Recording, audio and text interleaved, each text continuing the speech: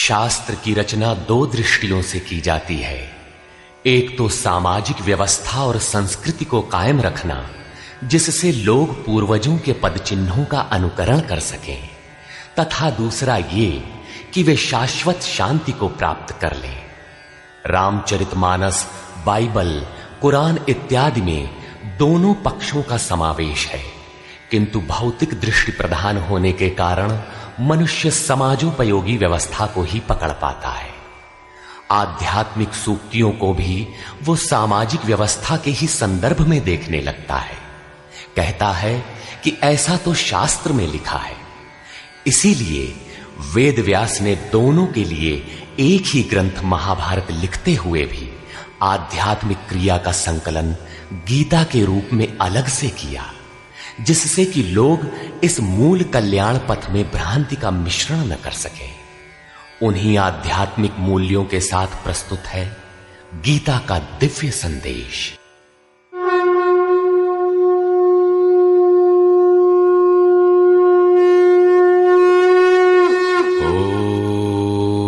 ओम श्री परमात्मने नमः।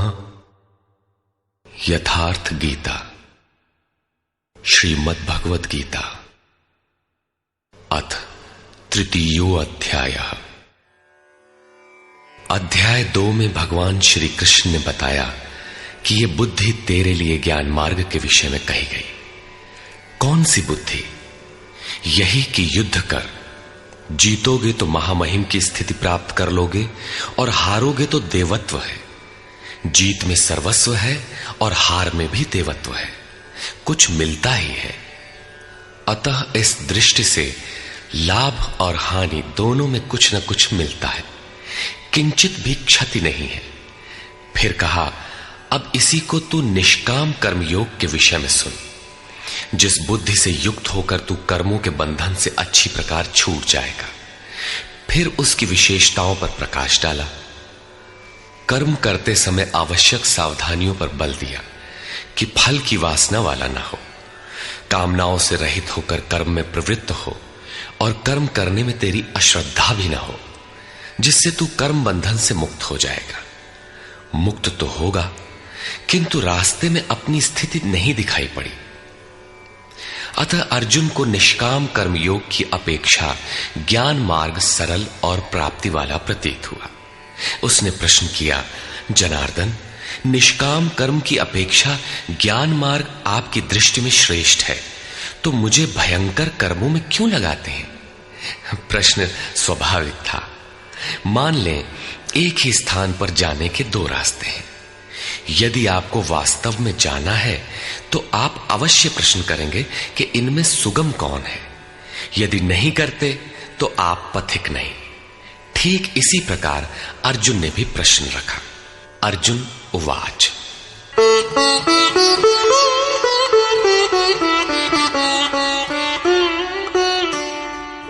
जायसी चेत कर्मणस्ते मता बुद्धिर्जनार्दन तत्किं कर्मणि घोरे मां नियोजयसि केशव। जनों पर दया करने वाले जनार्दन, यदि निष्काम कर्मयोग की अपेक्षा ज्ञान योग आपको श्रेष्ठ मान्य है, तो हे केशव, आप मुझे भयंकर कर्मयोग में क्यों लगाते हैं? निष्काम कर्मयोग में अर्जुन को भयंकरता दिखाई पड़ी, क्योंकि इसमें कर्म करने में ही तेरा अधिकार है, फल में कभी नहीं। कर्म करने में अश्रद्धा भी ना हो और निरंतर समर्पण के साथ योग पर दृष्टि रखते हुए कर्म में लगा रहे। जबकि ज्ञान मार्ग में हारोगे तो देवत्व है, जीतने पर महामहिम स्थिति है। अपनी लाभ हानि स्वयं देखते हुए आगे बढ़ना है।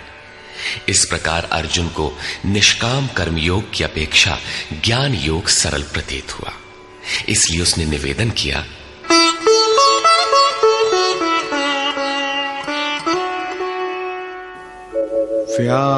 व्यामिश्रेणेव वाक्येन बुद्धिं मोहयसीव मे तदेकं वद निश्चित्य येन श्रेयोऽहमाप्नुयाम्।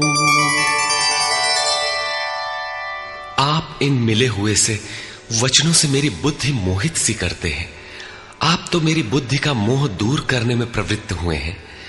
अतः इनमें से एक निश्चय करके कहिए जिससे मैं श्रेय परम कल्याण मोक्ष को प्राप्त हो जाऊं। इस पर श्री कृष्ण ने कहा, श्री भगवान उवाच,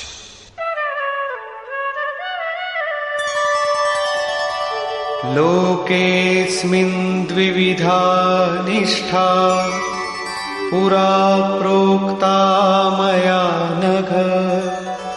ज्ञानयोगेन सांख्यानां कर्मयोगेन योगिनाम्। निष्पाप अर्जुन, इस संसार में सत्य शोध की दो धाराएं मेरे द्वारा पहले कही गई हैं। पहले का तात्पर्य कभी सत्य युग या त्रेता में नहीं, बल्कि अभी जिसे दूसरे अध्याय में कह आए हैं।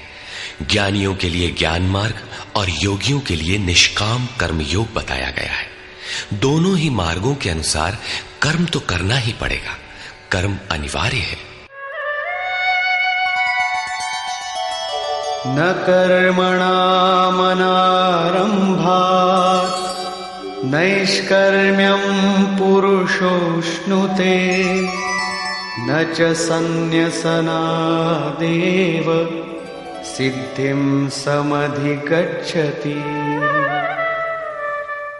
अर्जुन, मनुष्य न तो कर्मों को न आरंभ करने से निष्कर्मता की अंतिम स्थिति को प्राप्त होता है और न आरंभ की हुई क्रिया को त्यागने मात्र से भगवत प्राप्ति रूपी परम सिद्धि को ही प्राप्त होता है।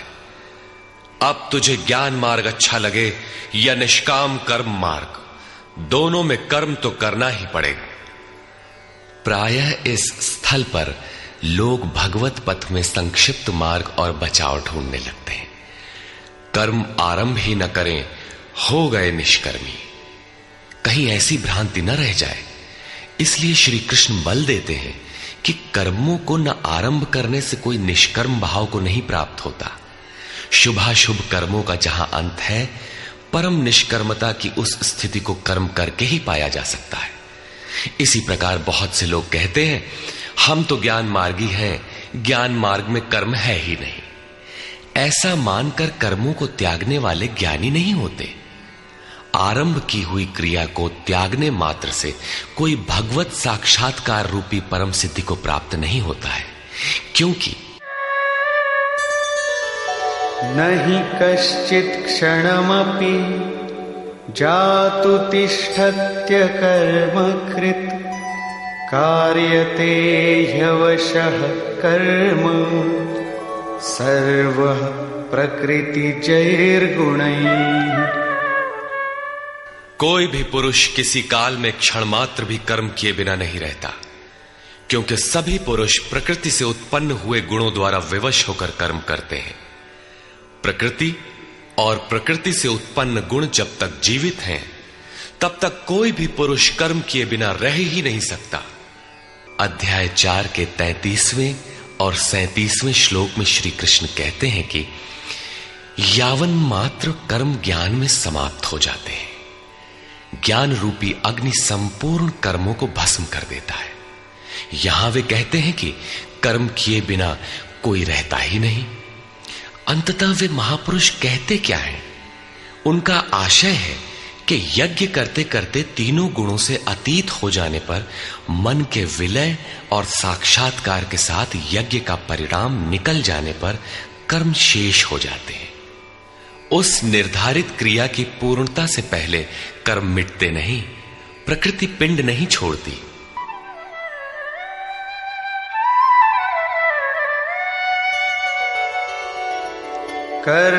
कर्मेन्द्रियाणि संयम्य य आस्ते मनसा स्मरन् इन्द्रियार्थान् विमूढात्मा मिथ्याचार स उच्यते। इतने पर भी विशेष रूप से मूढ़ लोग जो कर्मेंद्रियों को हठ से रोककर इंद्रियों के भोगों का मन से स्मरण करते रहते हैं, वे मिथ्याचारी हैं, पाखंडी हैं, न कि ज्ञानी। सिद्ध है कि कृष्ण काल में भी ऐसी रूढ़ियां थीं। लोग करने योग्य क्रिया को छोड़कर इंद्रियों को हठ से रोककर बैठ जाते थे और कहने लगते थे कि मैं ज्ञानी हूं, पूर्ण हूं। किंतु श्री कृष्ण कहते हैं कि वे धूर्त हैं। ज्ञान मार्ग अच्छा लगे या निष्काम कर्म योग, दोनों ही मार्गों में कर्म तो करना ही पड़ेगा।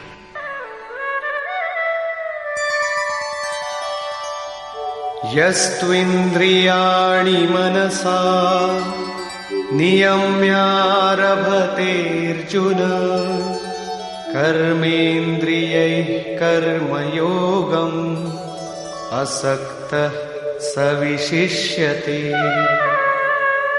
अर्जुन, जो पुरुष मन से इंद्रियों को वश में करके जब मन में भी वासनाओं का स्फुरण न हो सर्वथा अनासक्त हुआ कर्मेंद्रियों से कर्मयोग का आचरण करता है, वो श्रेष्ठ है।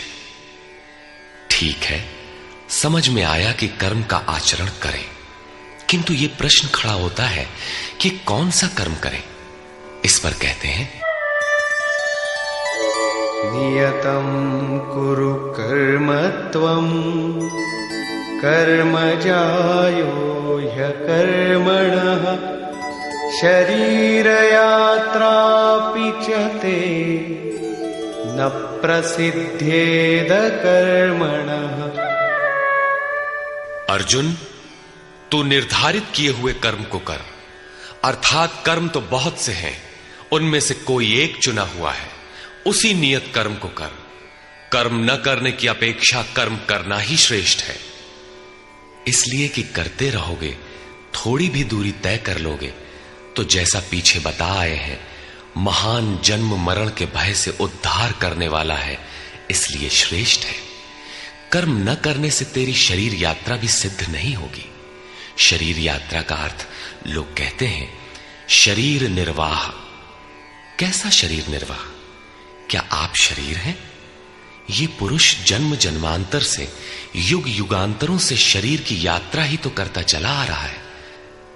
जैसे वस्त्र जीर्ण हुआ तो दूसरा तीसरा धारण किया, इसी प्रकार कीट पतंग से लेकर मानव तक, ब्रह्मा से लेकर यावन मात्र जगत परिवर्तनशील है। ऊपर नीचे योनियों में बराबर ये जीव शरीरों की ही तो यात्रा कर रहा है। कर्म कोई ऐसी वस्तु है जो इस यात्रा को सिद्ध कर देती है, पूर्ण कर देती है। मान लें एक भी जन्म लेना पड़ा तो यात्रा तो जारी है, अभी तो पथिक चल ही रहा है, वो दूसरे शरीरों की यात्रा कर रहा है। यात्रा पूर्ण तब होती है जब गंतव्य आ जाए। परमात्मा में स्थिति के अनंतर इस आत्मा को शरीरों की यात्रा नहीं करनी पड़ती, अर्थात शरीर त्याग और शरीर धारण वाला क्रम समाप्त हो जाता है।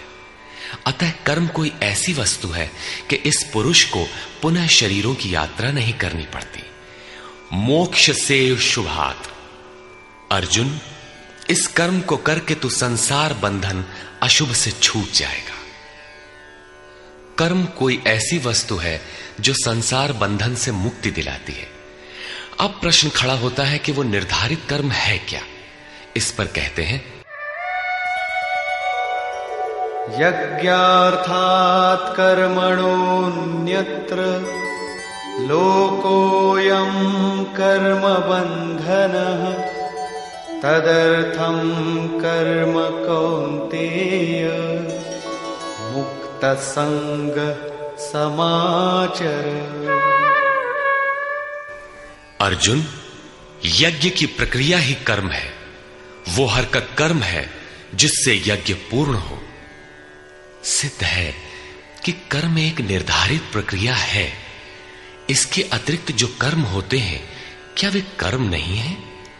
श्री कृष्ण कहते हैं, नहीं, वे कर्म नहीं है। अन्यत्र लोकोयम कर्म बंधनः। इस यज्ञ की प्रक्रिया के अतिरिक्त दुनिया में जो कुछ भी किया जाता है, सारा जगत जिसमें रात दिन व्यस्त है, वो इसी लोक का एक बंधन है, न कि कर्म। कर्म तो मोक्ष से शुभात, अशुभ अर्थात संसार बंधन से छुटकारा दिलाने वाला है। मात्र यज्ञ की प्रक्रिया ही कर्म है। वो हरकत कर्म है जिससे यज्ञ पूरा होता है। अतः अर्जुन, उस यज्ञ की पूर्ति के लिए संग दोष से अलग रहकर भली प्रकार कर्म का आचरण कर। संग दोष से अलग हुए बिना यह कर्म होता ही नहीं।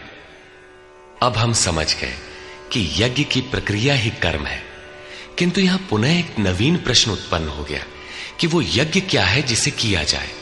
इसके लिए पहले यज्ञ को न बताकर श्री कृष्ण बताते हैं कि यज्ञ आया कहां से, ये देता क्या है।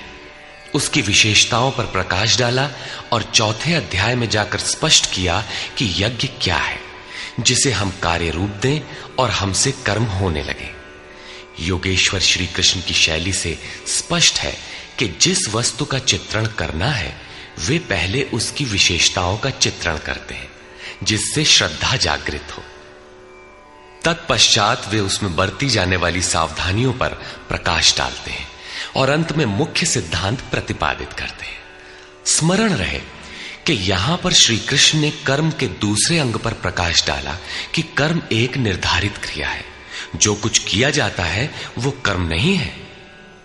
अध्याय 2 में पहली बार कर्म का नाम लिया, उसकी विशेषताओं पर बल दिया, उसमें बरती जाने वाली सावधानियों पर प्रकाश डाला, लेकिन यह नहीं बताया कि कर्म क्या है।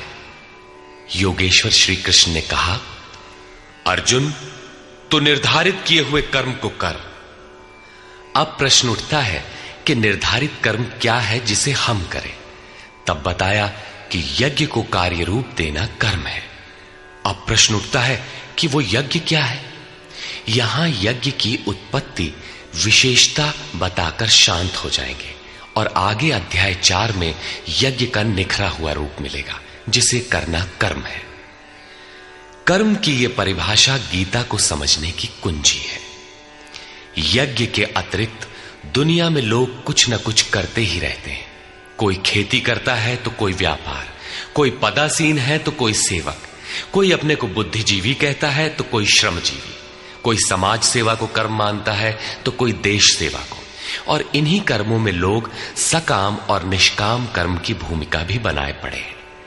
किंतु श्री कृष्ण कहते हैं ये कर्म नहीं है। अन्यत्र लोकोयम कर्म बंधना।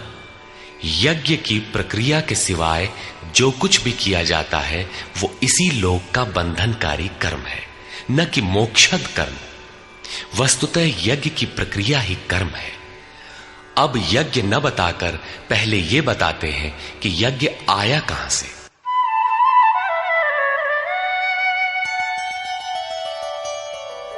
सहयज्ञाः प्रजा सृष्ट्वा पुरोवाच प्रजापतिः अनेन प्रसविष्यध्वम् ईशवोस्त्विष्टकामधुक्।